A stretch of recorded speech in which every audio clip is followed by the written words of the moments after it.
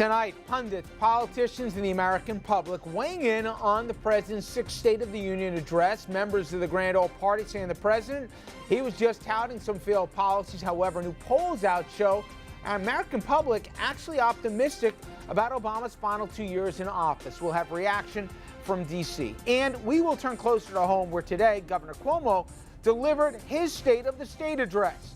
Governor proposing a move that would increase the budget by $4 billion.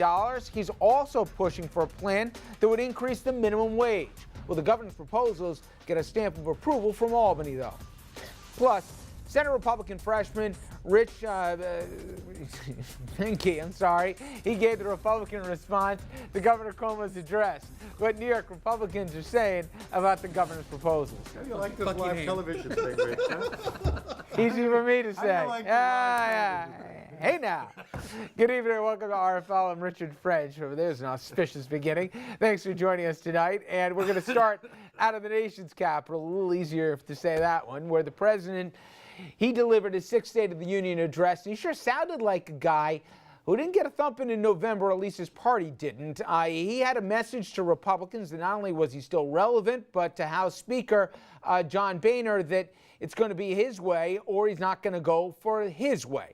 Mr. Boehner said that if the president wants to raise taxes, it'll be hard for the GOP to work with him on that or any other issue. But while lawmakers picked over the details of his address, the president decided to take a show on the road. President Obama took off for the traditional post-State of the Union road trip. And while back home, Republicans drew lines in the sand on his proposals, including a call for big tax increases on the wealthiest Americans. If he wants to raise taxes, it's going to make it very difficult for us to come to some agreement on how we're going to reform our broken tax code. Last night was the first time that President Obama delivered a State of the Union to a Republican-controlled Congress. And he showed a bit of swagger, taking credit for, with a growing economy, shrinking deficits, bustling industry, booming energy production, middle-class economics works. And later in the night, this buzzy moment. I have no more campaigns to run. My only agenda, I know because I won both of them. The president laid out a very progressive agenda, showing no signs he'd shift his priorities to accommodate Republicans. Veto threats and fantasy land proposals from the White House will not distract the People's House from the people's priorities. Making the rounds on morning TV today, Vice President Biden disagreeing that the president's agenda is dead on arrival with the GOP majority. They're going to have to decide whether or not they're going to actually step up, help the middle class with the tax cuts, with education.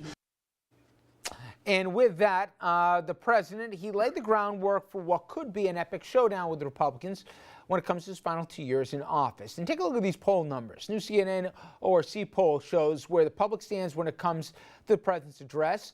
Here's a look at the political party breakdown of respondents who played ball in the survey, with 1 in 5 Republicans, 20% of the Republicans saying they liked it, about 40% of Democrats and 41% of independents. When asked what your overall reaction to the president's speech, 51% said their reaction was very positive, 31% said somewhat positive, 10% somewhat negative, and 8% didn't like it at all. And when asked if you think the policies being proposed by the president will move the country in the right direction or the wrong one, 72% said they believe the president's policies will move the country in the right direction, while a little under a quarter said the other way. And during the address, the president laid out his plans as related to middle-class tax cuts, paid sick leave, free community college, child care assistance, tax increases, basically, when it relates to the wealthiest Americans, basically a recipe that was targeted for the middle class, traditional populist policies.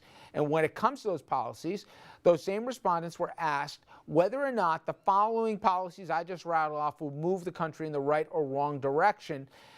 When it comes to economy, immigration, taxes, the plurality of those polled said that the president is speaking their language. And respondents also sounded off when it came to education, race relations, and education as well here, and you see some of the numbers there as well. All right, guys, a lot to process here. Let's bring in our panel for this. Richard Brodsky, former Democratic New York State Assemblyman, now senior fellow at Demos, as well as a professor at NYU. Bill O'Reilly, Republican strategist, and Andrew Whitman, our senior political correspondent, who was in Washington last night. We'll get to some of the interviews you had, Andrew. I was a little bit surprised. This wasn't the conciliatory president that was trying to make sure everybody liked him in the room. This wasn't a president who seemed, if not defeated 4 or 5 months ago, even before, certainly marginalized.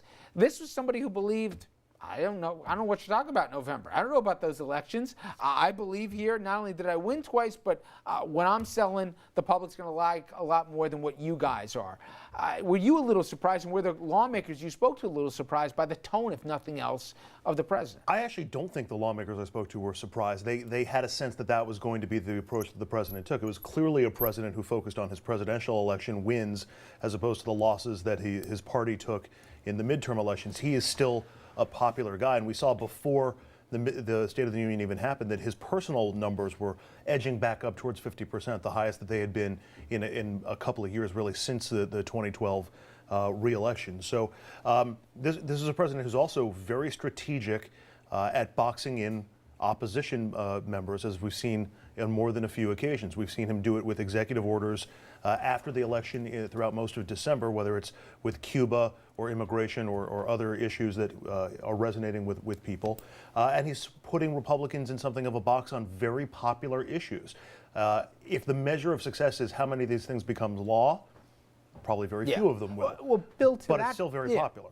To that point, I had Nan Hayworth, a former congresswoman representing the 19th district, and she, if people remember, was one of the lawmakers who was standing with Boehner, and you almost felt bad for him at the time when he said, yeah, we're going to shut the government down here, and you could tell he didn't want to do that. He was getting pushed in one direction from the Tea Party, and there was almost like a never again moment. She made it clear. She's like, no way, no how. He'll never go through that again. They're not going to play brinksmanship with this. But they also want to seem like they finally got the keys to the car. They're going to be responsible with it. Who has more to lose here in the run-up to 2016? Republicans, if they just say no to everything that the president says, and if you believe the polls, largely popular, middle-class targeted proposals, or the president and his party, in effect, throwing Hail Marys that they got very little chance to complete. The Republicans have more to lose, and President Obama understands that. This is a president who is best when it looks like he's losing or about to fold. He's like the kid in the schoolyard that gets especially tough and scrappy when he's in trouble. And he's had a good couple of months, and he came out last night firing again. I got to say, this feels like about his 25th State of the Union address. I mean, he's given so many speeches over the years. There could be more. This could be more. I know, but I mean, this is his thing, and then he goes on the road and gives the speeches. But there he was last night again, being combative, putting it to Republicans, which is his job to do. And it was interesting. He's going to make it tough for Republicans to do a lot. They have to finally make decisions. They've spent the last numbers of years taking positions, and they took them well. But taking a position and making a decision are two separate things. They've got to assemble a majority vote. They've got to satisfy disparate constituencies. I don't think they can do it. And I think what's going to happen is not just that the president will look righter on a specific issue than they will look on a specific issue. They will not look like they can govern. What do they have? The pipeline is their big issue. Well, they liked what they heard on trade, and to me, I thought it was funny, Bill, and the public might be surprised about this, but Republicans privately, at least leadership, must have been doing cartwheels. The Supreme Court is going to take up gay marriage, so they don't have to do it. Let the high court make it the law of the land. And I think privately, tell me if I'm wrong, they'd love the president they'd love to be able to do a vote here so immigration gets out of the way this year. So it's not an election issue next year, and they're going to look to the Latino electorate like they're the party who doesn't want them in America. I think that's right, if they can put it together, but I don't know that both sides can come together. I'm also curious to see whether the president can keep his head in the game, because when things go well, he starts to get distracted. It's like he's not in the office. They've already lost he's boxed them on immigration. They're already after they do the pipeline, the next thing they're going to do is defund Homeland Security because they don't like the immigration stuff. Put aside the merits of the case, they're walking into the trap that Obama is setting for them. Whether that means we have a better country because laws get passed and budgets get passed, I don't know yet.